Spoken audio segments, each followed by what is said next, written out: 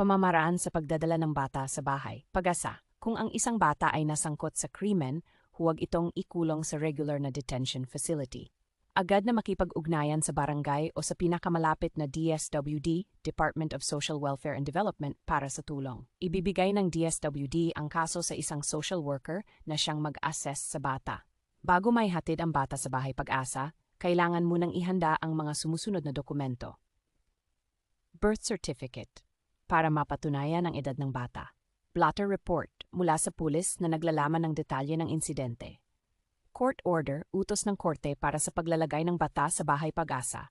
Social case study report, inihanda ng social worker na naglalaman ng background ng bata at pamilya. Medical certificate, kung kinakailangan para sa kalusugan ng bata. Referral letter, mula sa DSWD o sa ahensyang nag-refer. Pagkatapos makumpleto ang mga dokumento, ang bata ay dadalhin sa bahay Pag-asa kasama ang social worker.